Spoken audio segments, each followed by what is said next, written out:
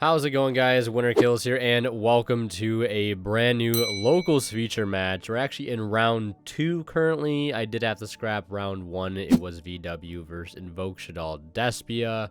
I didn't want to scrap the video, but after actually watching it over, it was as bad as my friend was telling me. VW bricked horribly both games and did not literally get to play the strategy whatsoever, and it was like an 10-minute match edited, so I just figured I'd spare you guys a rather uninteresting, uneventful match, and we'd skip ahead to round 2, where we have Phantom Knights on the left versus Beetroopers on the right.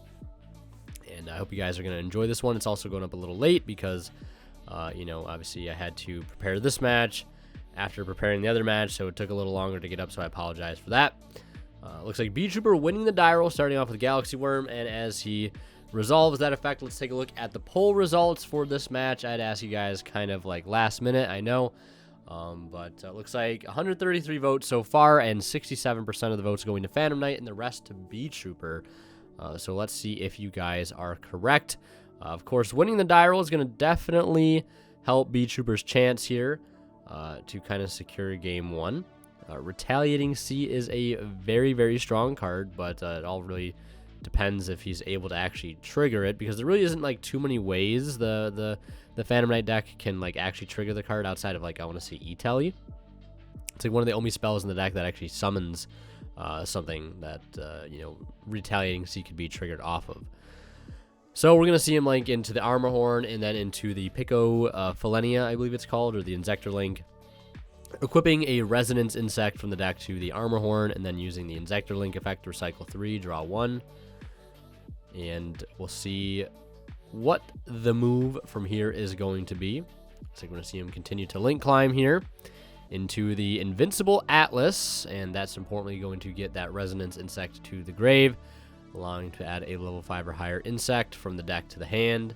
So we're searching out Beetrooper, Sting Lancer, which is not currently live yet, because there is no monster in the opponent's graveyard. We're going to see him summon his Tekapede now. That's going to banish Resonance Insect. He's going to use Resonance Insect effect when banished to go ahead and send an insect from deck to grave. He's going to send Goki Pull effect. It's going to go ahead and add an insect, or he could special summon it if it's a normal monster and then pop a card, but he's not adding a normal monster. He's going to go ahead and add the Retaliating C. So he has it in hand just in case. It's just whether or not he's actually going to be able to trigger it. Because like I said, I think E-Telly is like the only card, or maybe Ready Fusion or Instant Fusion if they're even on that. So, and if it does come up, it's going to be really good. Just because like Macrocosmos against a deck like Phantom Knight, yeah, and especially since it's going to be backed up by a counter trap like Flying Sting, and he's not even going to be able to resolve the Sting Lancer from hand here, but he can just use Invincible Atlas to tribute off the Tekapede, summon it from deck, search out the counter trap, and it looks like that will do first turn. So like 2 or 3 interruptions here if you want to count it technically. He has a Sting Lancer in hand, he has Flying Sting, and he also has Retaliating C. And anything else is just bonus here. And it looks like Phantom Knight has 3 spells in hand. I see Tour Guide, Stain Greaves. Not sure what the other 3 cards are. One's probably Droplet, but Droplet's not going to be like... Droplet's not even like good right now. So this is nothing really on the field to hit. He definitely has a Droplet in hand. I can see that much. Don't know what the last monster is, though. I saw Tour Guide, Stain, Droplet, one other, and then, yeah, the other cards are just unknown at this point. So, probably explaining what all the cards do right now, which is, expected. Not too many people are going to be super familiar with the Beetrooper card, since it's a relatively newer deck. Really isn't super played. Looks like he has 2 Droplet in hand.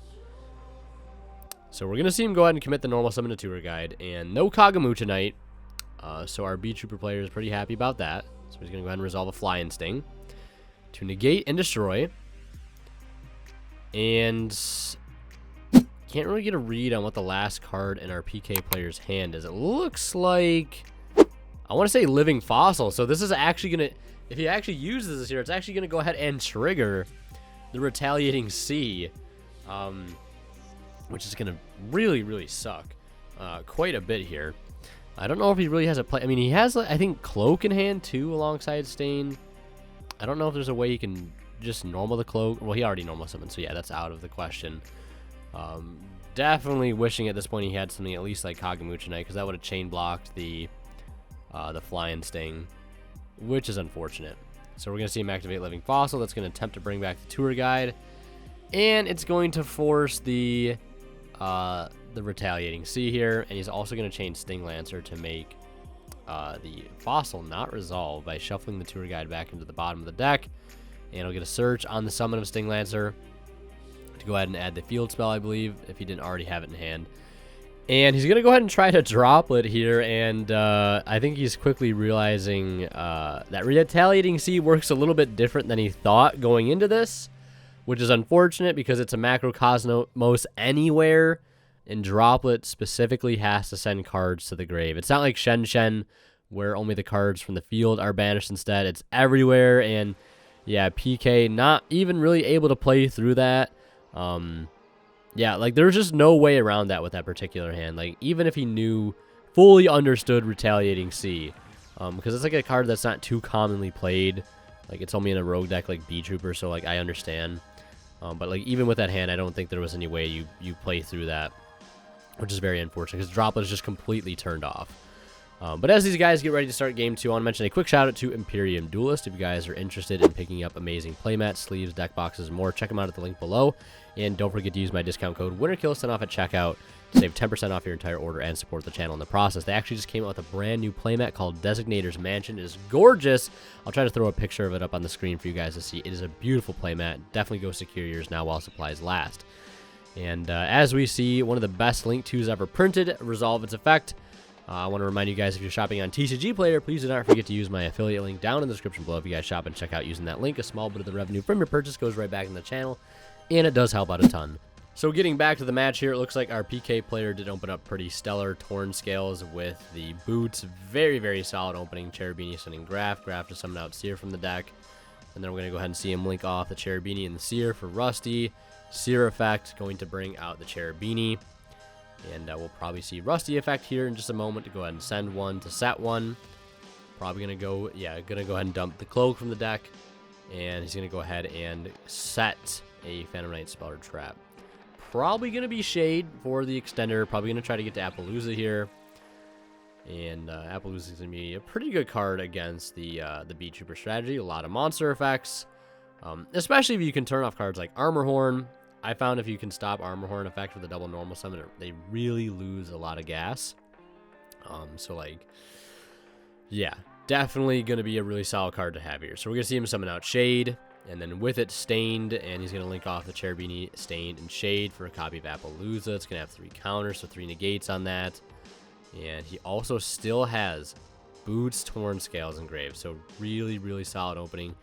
Boots is going to go ahead and search out the Fog Blade, and then Torn Scale effect, summon out Torn Scale effect on field, pitching Sword to go ahead and send. Probably going to either send the Gloves. Yeah, going to go ahead and send Gloves here.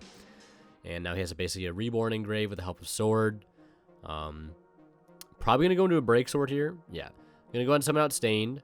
Go ahead and overlay the Break Sword, or the Stain and the Torn Scales for Break Sword. Rusty effect, pop Break Sword. Break Sword, summon 2. Link both of those for IP Masquerena. And now using the Gloves effects. Gloves is going to go ahead and dump probably a Wings. Yeah, going for Wings for the Reborn on the opponent's turn. And he also has the one other set, I think is Droplet or Fog Blade. Yeah, so he has set Droplet, Fog Blade, Appaloosa for 3. Really solid end board here. And IP. The only well, I guess there's no really unfortunate thing about having IP and Appaloosa, because, like, he can use the either the Wings or the Sword in the grave, or not the Sword because he already used that, but the Wings to go ahead and Reborn something on the opponent's turn to go have access to the Unicorn, because you obviously can't link with, oh my god, Evenly Matched, the card that everybody dogs on from time to time, but against a deck like PK, yeah, obviously no Dragoon package in this deck, and I know somebody's like, oh, if he was playing the Dragoon package, he would have won, bro. SMH. But I mean, like, not everybody's on the Dragoon package. Not everybody likes playing 3 bricks in the main deck. This is one of those situations where if they had it, they had it. And he also has it ×2. Droplet. So yeah, even if he had Dragoon, it literally did not matter. Yeah, that's what we would call getting your spine cracked in half a little bit. That happens in Yu-Gi-Oh! From time to time. Your opponent is going to open up the stones, and that's not something you can control, so, like, it is what it is. So, Goki Pole into Pin into Armor Horn. I mean, at least he has, like, a way to block damage in Grave with... Well, he doesn't need to worry about blocking damage anymore because the battle phase has already been exhausted. So we'll see what kind of board...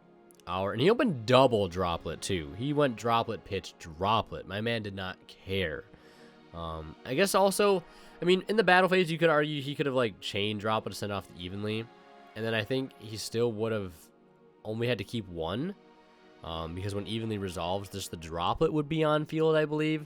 Since Droplet would be sending it off. So I think he'd still only be able to keep one and not two. I could be incorrect, though. Sting Lancer coming in clutch here as an extra extender. And then normal summoning the Arbalest as the extra normal to bring back Goki Pole. Another Link 2 here, probably for Inzektor. Discarding Flying Sting, targeting the Armor Horn, equipped with Resonance from the deck. And he's probably going to go ahead and link up into a Atlas, search off of Resonance. And we'll see what else he is going to be able to do here. I mean, he's got to put up something, or else, like, I mean, Phantom Knight still has a decent amount of follow-up in Grave. He still has Wings, which, I mean, he has Break Sword. So he's going to go for Atlas, as expected, Resonance Insect effect. But he can, yeah, the Sting Lancer is actually really solid here. Because if he wanted to, he could chain Sting Lancer to the Fog, or not the Fog Blade, the Wings.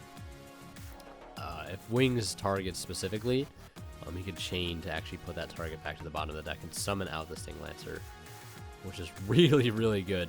Like, Sting Lancer really, really solid in this matchup, like stopping things like Fog Blade and you know, Wings and Sword if they target. I don't know offhand if they do, but you know, you get what I'm saying.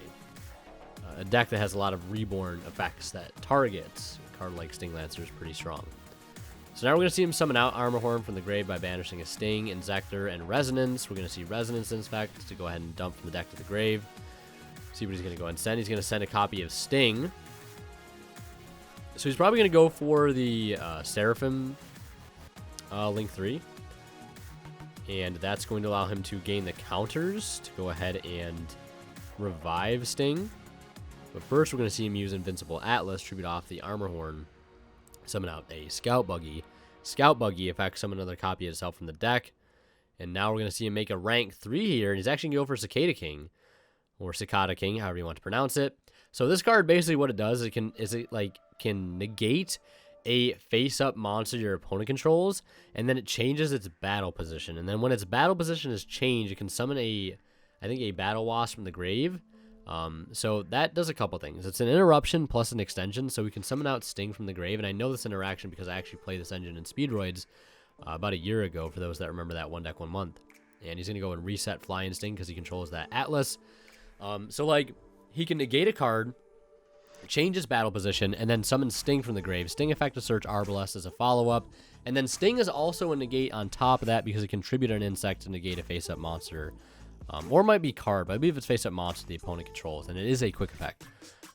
So, like, a really solid board here. And as expected, we're going to see end phase Wings for the Break Sword. But right now, it's looking pretty rough for our Phantom Knight player. He's going to have to play through technically 1, 2, 3, 4 interruptions because he still has the Sting Lancer in hand, I believe. So, like, I mean, they're not crazy interruptions, but, like, good enough. It looks like he has Scarm in hand. That's very unfortunate. No extenders left in grave. Also very rough. He was not able to access Leviair in the previous turn, so like that hurts a little bit. We're going to see a battle phase. Break Sword into Scout Buggy. And then main phase 2 Downward for Zeus. So he has the send there. It's just one send though. And the Cicada King can actually out of here, which is very unfortunate. I think he's probably going to go ahead and set Scarm, so when he does wipe eventually with the Zeus, he can get the end phase search, a tour guide as a follow-up. We'll see him just end turn there. Now we're going to see him turn the Cicada King to attack. His battle position was changed, so we can go ahead and summon out from the grave. And he's probably going to bring out the Sting. And, like, if you're Beetrooper right now, you're pretty much playing this out, like, with no worries whatsoever. Because you have, like, multiple monster negates on field, like with the Cicada King and the Sting, and you also have the counter trap set as well. So like this Zeus is not resolving, which is very unfortunate. So this game is probably going 100% in the favor of the Beetrooper strategy. And if you guys want to see more Beetrooper, there will be more feature matches soon with the Beetrooper deck, so look forward to that. Make sure you're subscribed so you get notified when those videos go live.